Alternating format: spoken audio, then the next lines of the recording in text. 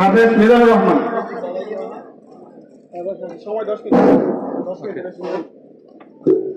আসসালামু আলাইকুম ওয়া রাহমাতুল্লাহি ওয়া বারাকাতুহু।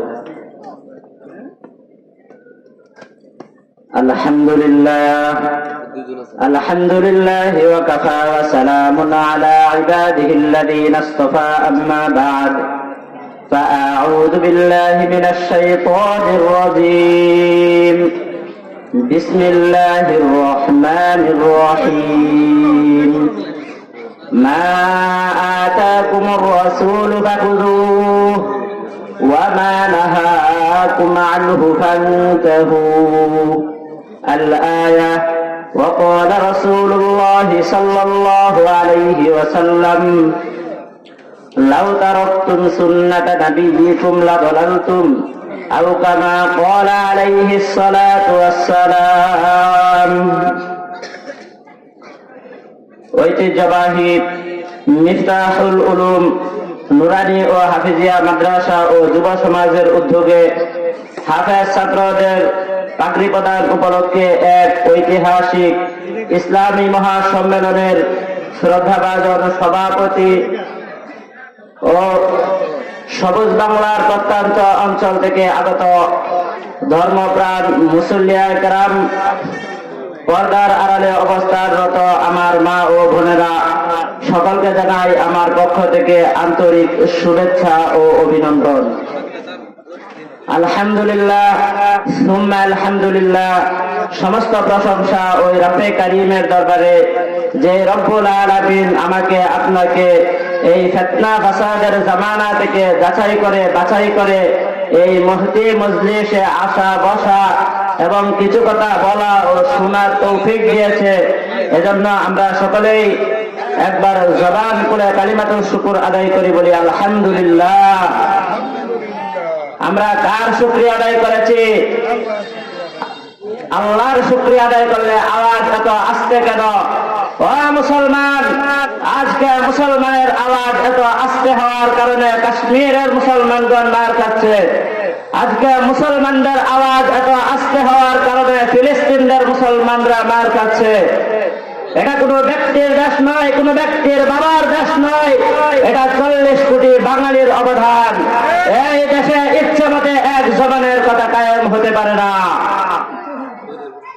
ওয়ালের সাথে যেমন টক্কর দিলে মাথা থাকে না, ঠিক তেমনি ভাবে কোন ব্যক্তি যদি তার বাবার বড়াইগিরি নিয়ে এই তৌহিদি জনতার মুখ থেকে আল্লাহু আকবারের ধ্বনি আওয়াজকে বন্ধ করে দিতে চায়, তাহলে তাদেরকেও এই দেশে রাখা হবে না, তারাও এই দেশ থেকে পলায়ন করতে হবে।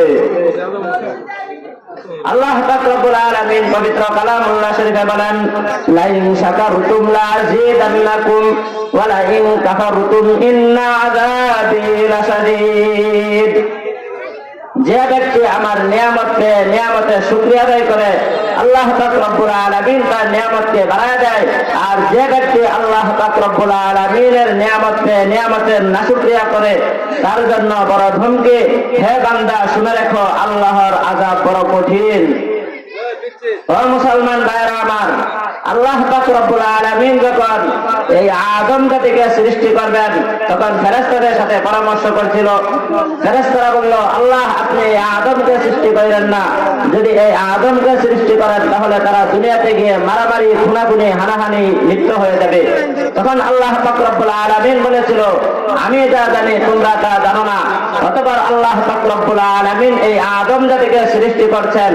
এখন আল্লাহ তাআলা তো সবকিছু জানে নেই, ফেরেশতাদেরকে ডাক দিয়ে জিজ্ঞাসা করতেছে, ও ফেরেশতারা, অমুক জেলার অমুক গ্রামে, ওই যে জালপাড়া গ্রামে কতগুলো মুসলমান এখানে একত্রিত হয়েছে, তারা এখানে একত্রিত হয়েছে কারণ কি?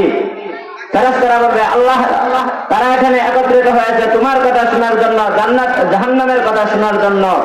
আল্লাহ তাআলা ফেরেশতাদেরকে বলবে, তারা কি আমাকে দেখেছে? ফেরেশতারা বলবে, না না আল্লাহ, তারা তোমাকে দেখে নাই, তারা কি আমার জান্নাত জাহান্নাম দেখেছে? ফেরেশতারা বলবে, না না আল্লাহ, তারা তোমার জান্নাত জাহান্নাম দেখে নাই। তারা যেহেতু আমার জান্নাত জাহান্নাম না দেখে এখানে একত্রিত হয়েছে, আমি আল্লাহ পাক রব্বুল আলামিন তাদের সকলকে মাফ করে দিয়েছি। বলেন না সুবহানাল্লাহ। মুসলমান ভাইরা আমার, আমাদের সমাজে এমনও লোক আছে যারা অন্যের জমিতে চাষাবাদ করতে করতে নিজের জীবন শেষ করে ফেলে। এমনকি নিজের সন্তানাদিরাও অন্যের জমিতে চাষাবাদ করে, কিন্তু নিজে কখনো একটা জমির মালিক হতে পারে না, সারা জীবন অন্যের গোলামি করেই খাইতে হয়।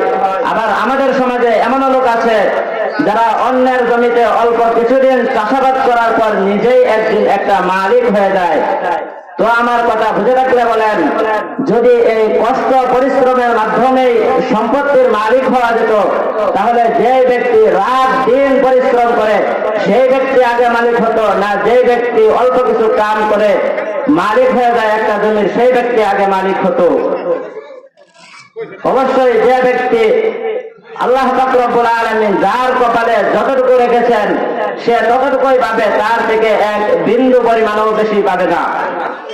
এই জন্য ভাই, এখনো যারা এদিক সেদিক ঘোরাফেরা করতেছেন, হয়তো আপনারা ভাবতে পারেন যে সারাদিন কাজ করেছি, আমার অমুক কাজ বাকি আছে, অমুক কাজ বাকি আছে। এটা ভাই বোকামি, এটা বোকামি ছাড়া আর কিছুই নয়। জ্ঞানী তো ওই ব্যক্তি যে ব্যক্তি সমস্ত কাজের মধ্যে আল্লাহ পাক রব্বুল আলামিনকে স্মরণ করে, আল্লাহ পাক রব্বুল আলামিনের কথা শুনে। বিষয়টা আরো সহজে বুঝেন। আজকে আমি যদি এখানে মারা যাই, তাহলে আমার লাশটা বাড়িতে যাবে, আমার আত্মীয় স্বজন কেউ বাঁশ কাটায় লিপ্ত হবে, আবার কেউ মাটি খননে লিপ্ত হবে, আবার অনেকে আমার পকেট চেক করবে, দেখবে আমার পকেটে কিছু আছে কিনা।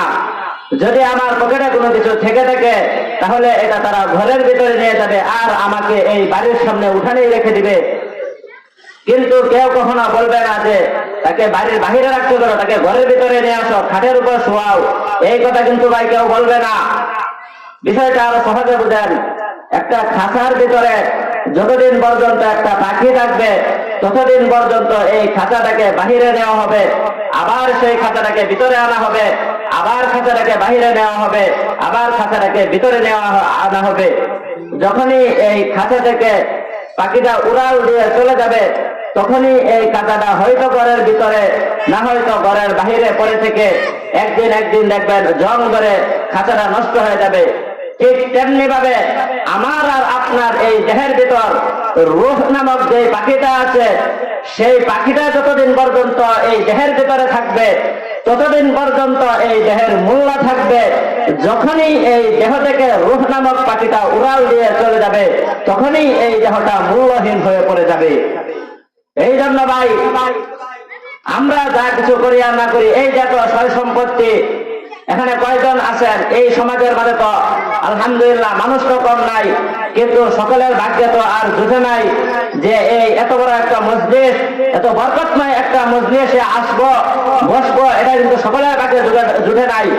আল্লাহ পাক রব্বুল আলামিন যাদেরকে কবুল করছেন তারাই আসতে পেরেছেন, আর যাদেরকে কবুল করে নাই তারাই আসতে পারে নাই। এই জন্য ভাই, আমরা সর্বাবস্থায় আল্লাহ পাক রব্বুল আলামিনের হুকুম মতো জীবন যাপন করার তৌফিক প্রত্যেকে আল্লাহ পাক রব্বুল আলামিনের কুরআন সুন্নাহর মতো জীবন